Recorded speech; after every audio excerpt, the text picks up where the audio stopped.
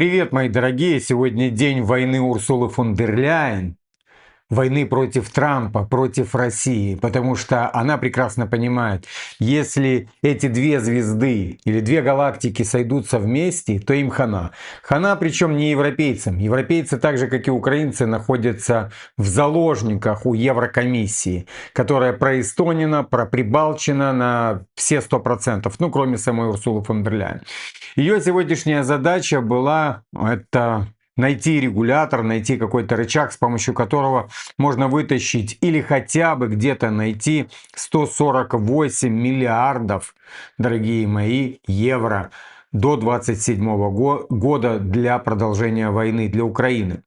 Мы вот задаемся все вопросом, да, почему Еврокомиссия настолько держится за эту войну. И она становится между Россией и США. И я вам также читал, что они хвастаются между собой, точнее европейцы, да, вот именно те, которые к Еврокомиссии подключены, а у нас там лоббисты. Основной лоббист — это Макрон, который полетел в Китай, удачи ему там, мне интересно, там же до него летали, их даже не встретили у трапа никто.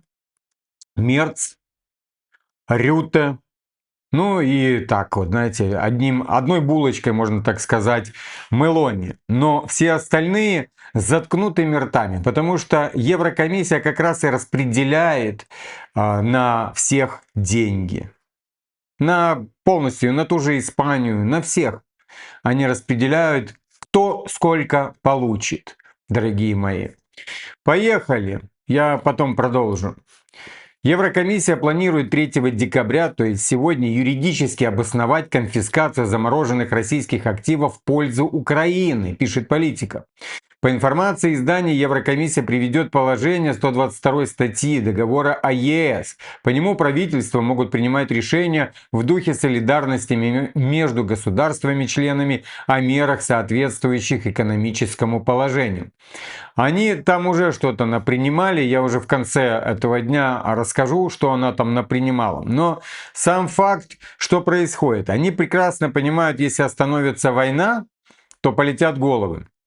Потому что мы уже видим, да, в Брюсселе там арестовали одну из сотрудниц бывшей, на посту, которая сейчас стоит, Кая Каллас, с несколькими сотрудниками. А война — это очень удобная схема закрывать всем рты, всем европейцам.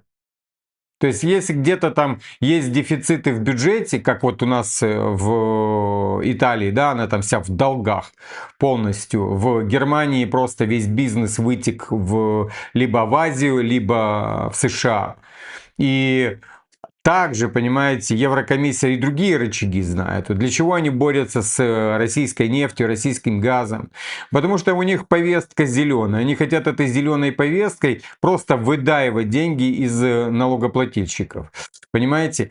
Она не столько выгодная, сколько вот говорил сам Трамп, что зеленая энергетика, она не выгодная. Да, выгодная атомная. Вот, ну, немцы снесли последнюю атомную электростанцию. Но какая разница? Даже при этом через теневой флот они накупили на 200 с чем-то миллиардов у России энергоресурсов. Даже при том, что они вот борются с Россией. И это отличная картина, которая вписывается. Да, по именно законодательной вертикали мы боремся, а с другой стороны мы занимаемся в черную с Россией торговлей ее. И это также делается именно с позволения Еврокомиссии. Так что война оставит их на местах, война даст им власть, война позволяет им закрывать рты, ну и также деньги, да, которые они распределяют по странам, по тем же таким, как там Чехия, к примеру, потому что у Чехии скоро будут проблемы. Проблемы как раз из-за Китая. Китай, который построил уже один завод и достраивает второй в Венгрии, потому что сейчас Чехия обслуживает немцев, да, немецкие автопроизводители, автогиганты. Но когда зайдет на рынок Китай, то уверяю вас, что Венгрия сосет в себя всех этих трудовых иммигрантов, которые находятся в Чехии и работают на немецких, можно так сказать, немецко-чешских заводах. Потому что у них работы уже не будет. Цены на автомобили из-за таких дорогих энергоносителей никак не могут конкурировать с китайскими ценами. Точнее, даже с венгерскими, но китайскими, которые произведены на территории Венгрии. Потому что Венгрия никак не участвует со всем остальным Евросоюзом. Даже если кто катался, да, вы там находитесь в Румынии, дорого, просто безумно. Выезжаете, заезжаете на заправку, там берете себе что-то на румынской стороне. Переезжаете на венгерскую, опачки, там в 2-3 раза дешевле. Ну, это, по крайней мере, в 23-м году было так. И ты такой, ого, ничего себе. И понятно, что Венгрия выбила себе как раз возможность получения дешевой нефти российской и газа. И будет продолжать дальше делать заводы, которые изготовляют машины, которые дешевле немецких. Поэтому я вам говорю, там переток будет. Но еще раз хочу сказать, что Урсула как раз вместе с вот этой вот элитой, которая там под Еврокомиссией, она всем закрывает рты как раз вот этими деньгами, которые они распределяют там. То вы слышали, да, Орбан, ну вот как Фица рот закрывают. То есть мы тебе не дадим денег на то, если ты, допустим, будешь там тянуть повестку Путина. Вот такой вот идет у них. Ну, это я вам так расскажу. Как на самом деле. Окей, ну и потихонечку мы будем возвращаться к этому. Вашингтон Таймс пишет, что Обама был прав относительно того, что США не смогут переиграть Россию в украинском вопросе, пишет Вашингтон Таймс. Киев всегда находился в зоне интересов и влияния Кремля. Американскому избирателю Украина не нужна, из-за чего сложно оправдывать ее поддержку. Как отмечалось в этой колонке, в 2022 году Украине придется идти на территориальные уступки. Еще в 2022 году, на секунду. Нужно будет провести выборы, рассмотреть ограничения в сфере военного строительства. Вступление в НАТО придется отложить или вовсе исключить, резюмирует автор этой статьи.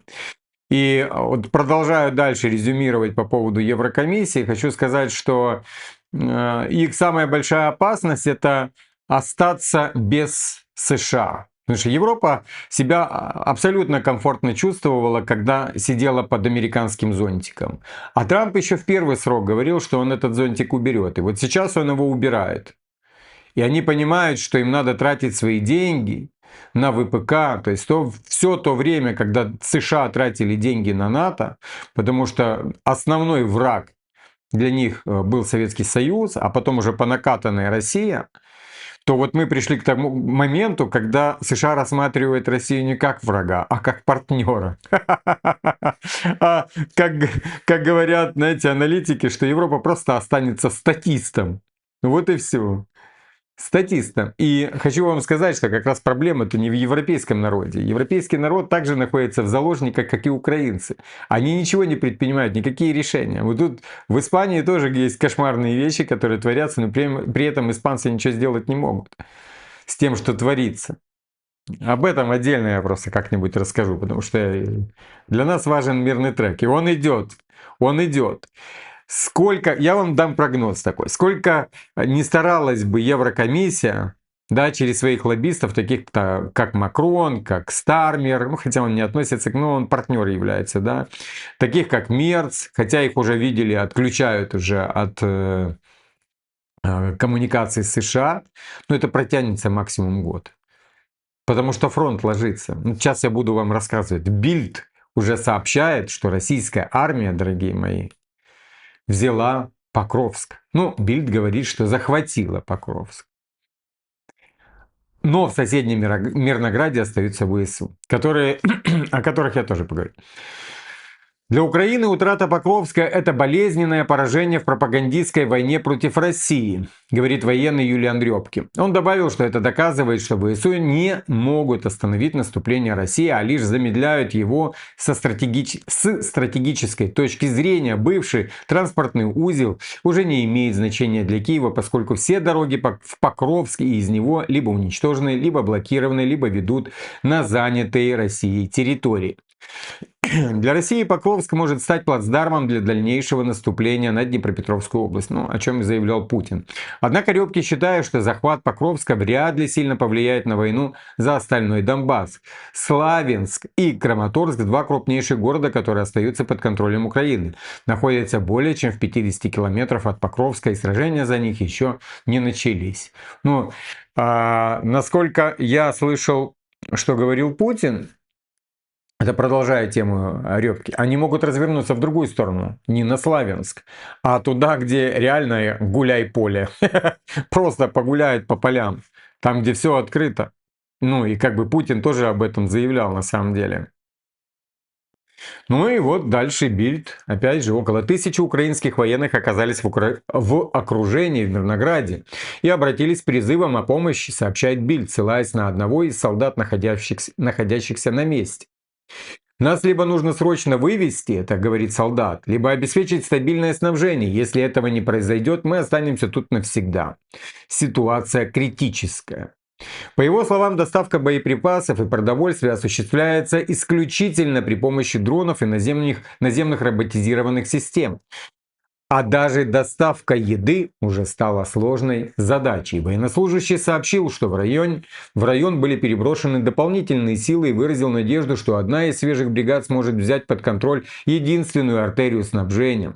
Однако сейчас на перешейке, через который осуществляется логистика, действуют российские войска, и это затрудняет как снабжение, так и ротацию. В момент перехода бойцы сталкиваются с противником и зачастую вынуждены отступать, чтобы избежать потерь. Мы видим россиян, но не можем перейти к наступлению. У нас нет возможности действовать активно, заявил солдат. Ранее Бильд сообщали о захвате Покровска российскими силами, однако официального подтверждения от украинского генштаба не поступало. Да, я сегодня смотрел специально туда, где обычно генштаб что-то пишет. Ничего там не поступало. Поехали дальше. Заявление Пескова. Путин не отклонял мирный план Трампа, но некоторые пункты обозначены как неприемлемые, сообщил Песков. Прямой обмен мнениями между Россией и США по мирному плану состоялись вчера впервые. Некоторые моменты были приняты, а некоторые отменены как неприемлемые, сказал Песков. Он добавил, что Россия готова проводить встречи с американцами, сколько это потребуется для достижения соглашений, и что результаты должны быть достигнуты на экспертном уровне. Москва не намерена публично раскрывать детали переговоров и ожидает того же от Вашингтона. Поехали дальше. Бельгия назвала выделение Украине репарационного кредита, план которого сегодня представит Еврокомиссия, наихудшим вариантом. Объясню почему. Бельгия прекрасно понимает, что Россия сейчас выигрывает. И когда Россия выиграет, они спросят у Бельгии. Раз. Второе. Сейчас те же инвесторы, как и российские, как и российская сторона, арабы, да, можно сказать, Китай, другие страны всякие, которые положили туда деньги, также наблюдают. Вот как все наблюдают за моим уголовным делом, что предпримет Испания и насколько Испания безопасна. Вот так же все и смотрят на Евроклир, насколько безопасный Евроклир. Понимаете? Вариант с репарационным займом является наихудшим из всех, поскольку он рискованный как никогда. Схема предоставления кредита на возмещение ущерба сопряжена с вытекающими экономическими, финансовыми и юридическими рисками. Это объясняет, почему мы продолжаем настаивать на естественном источнике финансирования. То есть собирайте деньги с европейцев, стригите деньги с лохов, а там денег нет. Заявил глава МИД Бельгии Максим Прево перед встречей с европейскими коллегами в Брюсселе. Вместо этого Бельгия предлагает Европе взять общий кредит для Украины на 45 миллиардов. Но они не хотят. Кто хочет? Немцы? Нет. У них и так денег нет. У французов? Там вообще все плохо с Макроном. Поэтому они и не хотят. Дорогие мои, вот Financial Times показывает лицо Уиткофа. Вот слева мы смотрим, это на переговорах с украинской стороной, а с правой стороны это когда он прибыл в Кремль. Я вам скажу, даже ночной перелет, который тяжелый на самом деле для американцев, не сказался на его настроении. Но вот когда он сидел напротив кислицы, небритый, замученный, это очень видно, что они ему изрядно поднадоели, потому что они против него мутят и так далее. Журналист FT Кристофер Миллер обратил внимание на отличия во внешнем виде Уиткофа на переговорах с Украиной. В Майами напротив Умерова и украинской делегации он сидел небритый и неопрятный, серьезный, избегающий зрительного контакта и не улыбающийся. В Кремле напротив Путина улыбающийся, гладко выбритый, внимательный. Сказал, что прогулялся по Москве, которую назвал Путину великолепным городом. Ну, вы видите, да, вот это две галактики, которые хотят соединиться, а Европа прекрасно понимает, Европа в виде Урсулы фон дер Ляйен. Обычный европеец, он занят, знаете, процессом выживания, можно так сказать, в тех условиях, в которых он находится. Но Урсула фон дер Ляйен вместе с Еврокомиссией и ее лобби, такими как Макрон, Мерц, Стуб и так далее, понимают, что когда Россия воссоединиться с Америкой в своих интересах торговых, с теми же редкоземельными металлами и всем остальным, о чем говорит Дмитриев, тогда реально Европа остается просто как статист. Но при этом полетят головы. И полетят очень сильно. Как раз на тех схемах, которые были построены вместе с Зеленским. Есть, знаете, уже некоторое мнение некоторых аналитиков, что произойдет с Зеленским. Что его через какое-то время выдадут Украине, вот новой Украине, которая пострадала от него. И он будет там в тюрьме гнить до конца своих дней. Выдадут его, дорогие мои. Ну, это не мое мнение. Окей, помните про молодых ребят, которым предлагали там 2 миллиона. Ну и вот Reuters, агентство, пообщалось с этими ребятами. Агентство Reuters отследило судьбы 11 молодых новобранцев ВСУ, подписавших в этом году молодежный контракт. Ни один уже не воюет. 4 ранены, 3 пропали без вести, 2 ушли в СЗЧ, 1 заболел, 1 покончил с собой. 20-летний Павел мобилизировался в марте, чтобы помимо защиты страны получить солидную премию на покупку дома для жены и маленькой дочери. Через несколько, даже через 3 месяца парень лежал изломанный и распростертый на поле боя с ранениями обеих ног, а между мечты, а его мечты были в клочья. В нескольких метрах над ним завис российский беспилотник со взрывчаткой. Я понял, что сейчас меня разорвут на части. Я не боялся смерти, я боялся, что не увижу жену и ребенка, говорит Павел. Дорогие мои, вы всегда думаете об этом. Не думайте о том, как там прикольно, весело и о бабках. Думайте о том, кого вы увидите. Это ребенок будет видеть тебя только по фотографиям. Я уже миллион раз говорил, что нет более любящего отца, чем родной. Нет. Это очень исключительный. Как вы сказать, чужой ребенок никому не нужен. Это крайне редко. Не будут так любить, как ты будешь его любить, своего ребенка. Но его товарищ, есть исключения, я скажу. Не в больших случаях. Но его товарищ успел сбить этот дрон. Лучший друг Павла, 25-летний Евгений, пропал без вести в середине июля. С ним еще 2 молодых парней. 18-летний Юрий общался с Reuters уже из-за границы и заявил, что рассмотрит, внимание, возможность возвращения в ВСУ, но в другую бригаду, поскольку у него возникли разногласия со своим командиром. Я пожалел, что подписал контракт. Думал, попробую, заработаю бонусные деньги, но вышло наоборот. Мне интересно, как его выпустили. Наверное, его в базе не было. Так что не удалась эта махинация, как говорится. Поехали дальше. Телеграф пишет. Путин будет диктовать условия мира в Украине, потому что он выигрывает эту войну. Никакие возмущенные Кая Каллас не изменят этого. Лидеры ЕС могут разрабатывать любые альтернативные мирные планы, но единственный действительно важный голос – голос Путина. Единственный способ навязать Путину условия – победить его. Но Украина не смогла, несмотря на огромные жертвы и западную помощь. Администрация Трампа считает войну, внимание, я подчеркиваю, бессмысленной. Европа призывает молодых украинцев воевать и умирать за безопасность континента, при этом отказывается от полного эмбарго на российские ресурсы и с начала войны заплатила Кремлю свыше 220 миллиардов евро. Для многих украинцев такое лицемерие вызывает отвращение. Каких многих, господи, для меня, да, но это единицы, действительно. Основная масса это овощи, которым ты говоришь, чувак, ты что? Та вони на нас напали. Вони на нас напали. Ти що? Що ти говориш? Вони на нас напали. Сидит вот это вот тупорылое, отбитое, и вот оно тебе рассказывает, вони на нас напали. Да ты хотя бы бэкграунд посмотри, что сделали для этого, для того, чтобы напали. Пойди, ну куда-нибудь зайди в бар какой-то, сядь рядом с каким-то здоровым мужиком, начни его провоцировать.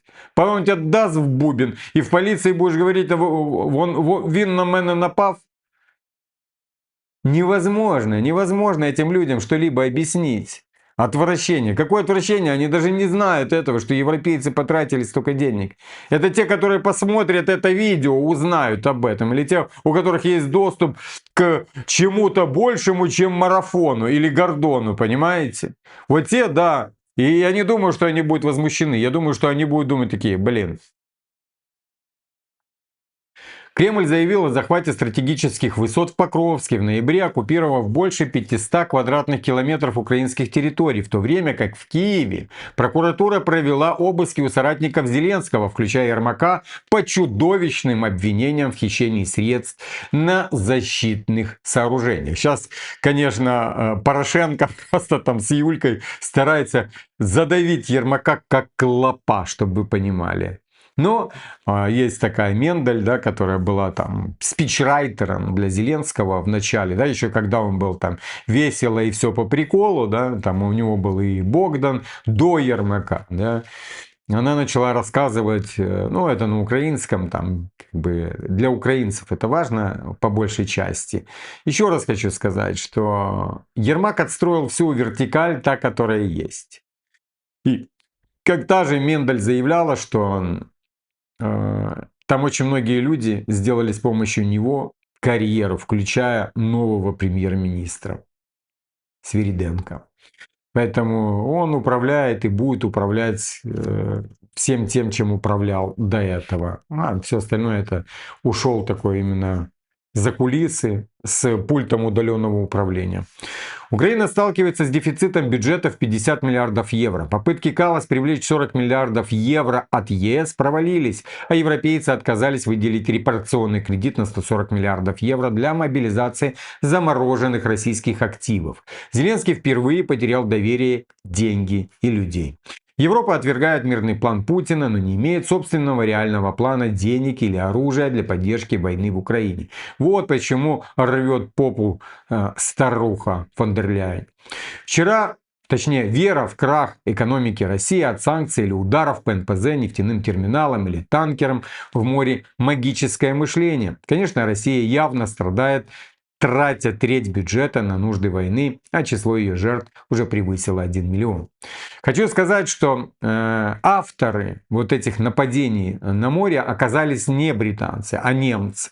Потому что немцы посчитали, что российская экономика держится на теневом флоте. Если его бить, но не в Балтийском море его бить, а бить его в Черном море, тогда это нанесет огромный урон России. Хочу сказать одну вещь, что в ближайшие дни, а то и недели, планируется полностью стереть весь украинский флот, включая порты. Это чтобы вы знали. Это будет ответная реакция. То есть немцы рассказали дураку Зеленскому. Зеленский отдал приказ СБУ для того, чтобы они начали действовать. Сейчас они дают заднюю. Но это без разницы. Что они там дают, не дают. Но при этом вот это действие отстрелило 2 ноги Украине, потому что их собственный экспорт не пойдет через Прибалтику. Понимаете, да? Потому что, ну, через Балтийское море. Я имею в виду не через Прибалтику. Вот. Там у них нет доступа делать экспорт. У них экспорт только либо по суше, где там уже все поперебивали. Ну, можно сказать, да, там локомотивы бьют и так далее. Да? И Россия продолжает это делать дальше. А море. И вот там, знаете, как бычок берут и там и затушили все. А теперь они, да, говорят, что одумались, поняли, чем это пахнет, и дают заднюю, что это не они делали. Хотя Шрек, как говорят, это хороший сказочный персонаж, но в данном случае мы понимаем, о каком персонаже мы говорим. С огромным удовольствием топит российские суда теневого флота, даже с подсолнечным маслом. Ну, идиот. Экономика Украины страдает еще сильнее, а число ее собственных жертв настолько велико, что эти данные остаются строго охраняемой государственной тайной. В войне на истощение преимущества на стороне более богатого и крупного участника конфликта. Путин ценой огромных жертв и затрат получил опустошенный клочок Украины. Ошибочно полагая, что украинцы с распростертыми объятиями встретят Россию. Но сейчас он начинает западникам лизать очко. Война стала катастрофической ошибкой, разрушив российскую экономику и изолировав страну дипломатически. Ну, я не думаю, что разрушена. По крайней мере, то, что я вижу и с кем я общаюсь. Может, просело, да, это факт, но россияне готовы это терпеть. Для того, чтобы НАТО не стояло там под границами. А потом в один определенный момент не достали ножей и начали резать Россию. На свои интересы. Мысль о том, что провал в Украине подтолкнет его к нападению на НАТО, абсурдна. Вторжение стало окончательной пирровой победой, которая оставит Украину окровавленной, но не подчиняющейся России. Ну да, если Зеленский будет туда. Да, многие детали будущего мирного соглашения будут неприемлемыми. Многие украинцы будут задаваться вопросом, стоило ли ради НАТО и Донбасса отдавать миллионы жизней. Да им пофиг. Поверьте мне. Поверьте. Здесь даже конченые сидят, которые знают, что они не вернутся в Украину, делают все, чтобы было только хуже Украине. Они вот эти конченые, которые вообще ничего ни о чем не знают, думают, что они делают лучше для Украины тем, что они загоняют ее в войну. Причем эти конченые мужского пола. Иди, помоги, черт сраный. Что ты здесь сидишь и загоняешь других пацанов, у которых нет возможности выехать из Украины? Ради твоих каких-то интересов, если ты, падла, не живешь в Украине. И будущее свое не будет пересекаться с Украиной. Уитков и Кушнер проигнорировали встречу с Зеленским в Брюсселе, сообщил журналист Евроньюз Алекс Рафоглу. Самолет Уиткофа в Европе не садился и направился сразу же в США. Да, это обещание они дали Кремлю. И Путину лично, что они не будут встречаться и Дмитриеву с Зеленским. Это очень прекрасно, дорогие мои. Хочу поставить кусочек Рубио сейчас на данный момент и потом прочитать. Потому что некоторые говорят о том, что Рубио является проевропейский. Хотя Рубио выполняет те задачи, которые ему ставит Трамп. Проевропейский у нас был Келлог, которого в январе уже не будет. Грэм и другие, чьи голоса мы сейчас не слышим. Поехали. What they're literally fighting over now is about 30 to 50 kilometer space in the 20% of the Donetsk region that remains. And so what we have tried to do, and I think have made some progress, is figure out what can the Ukrainians live with that gives them security guarantees for the future, they're never going to be invaded again, allows them not just to rebuild their economy, but to prosper as a country, be a country that has an economy that grows, theoretically, doing the right things. In 10 years, Ukraine's GDP could be larger than Russia's. These are the kinds of things. Stop the war, make sure they never get invaded or attacked again, protect Ukraine's long-standing and long-term sovereignty. Это длинный спич на 3 минуты. Есть у меня в телеграм-канале. Кто знает английский язык, может его посмотреть. Рубио фактически подтвердил, что Россия требует вывода украинских войск из Донбасса. То есть из-за чего они буквально сейчас спорят, это пространство примерно в 30-50 километров и 20% Донецкой области, которые остаются под контролем Украины, заявил Рубио телеканалу Fox News. По его словам, США не смогут поддерживать нынешний уровень помощи Украине бесконечно. Некоторые считают, что наша политика должна заключаться в бесконечном финансировании Украины. Сколько бы ни длилась эта война, Это не реалистично, это не соответствует реальности, и этого не будет. Мы давно говорим, что такие масштабы невозможно поддерживать, заявил Рубио. Также Рубио заявил о необходимости учитывать позицию Москвы. Нужно говорить с обеими сторонами. Есть люди, которые ведут себя нерационально. Они считают, что нужно разговаривать только с Украиной и совсем не разговаривать с Россией. Но невозможно закончить войну между Россией и Украиной, не поговорив с Россией. Госсекретарь добавил, что Вашингтон пытается понять, возможно ли завершение конфликта на условиях, которые устроят обе стороны. И что прогресс определяет точнее, и что определенный прогресс уже есть, хотя договоренностей пока нет. Определенный прогресс, дорогие мои, может быть только в том случае, если отстранить от этого Европу, то есть если ее полностью игнорировать, что делает США. Сейчас отключаются контакты с Германией, с Францией. Уже Макрон не звонит Трампу, Трамп уже не берет трубку. Зеленский сегодня делал заявление, что он готовится ко встрече с Трампом, только одно есть но. Трамп об этом не знает, понимаете, что он готовится к нему со встречи. Потому что Трампу не нужны, знаете, как это называется, порожняки.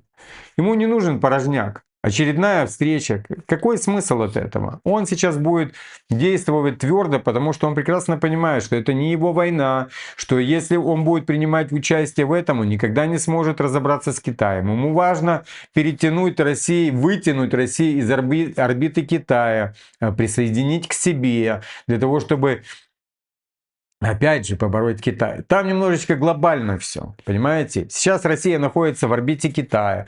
И, как мы видим, Китай не предал ее. Но и также, как мы все прекрасно знаем, что страшнее быть другом Америки, чем ее врагом.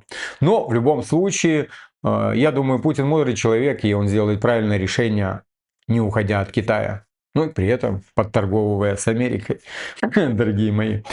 Китай не предал Россию, если кто-то не понимает этого. Хочу поставить вам увеселительную программу, наконец, чтобы вас немного улыбнуло.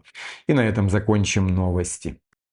Все, кто критикует Владимира Зеленского, я хочу показать вам одно видео, которое заставит вас понять, что этот человек был и продолжает оставаться настоящим профессионалом в построении международных отношений. Ситуация вынудила обратиться. Обстоятельства подтолкнули, судьба зигзагнула, братишка. Фортуна бортанула, жизненные перипетии раком поставили, братья. Если есть возможность, если его не напрягаю, братское сердце, 200 рублей до лучших времен. Окей, дорогие мои. Слежу за тем, что пытается предпринять Урсула фон дер Ляйен. Надеюсь, вы поняли, да? В чем проблема, почему европейцы, не европейцы, европейцы в заложниках, так же как украинцы, единственное, что с них кровь не льется. В заложниках находится у Еврокомиссии. Это надорган над всей Европой, который контролирует все денежные потоки и кормит всю европейскую элиту.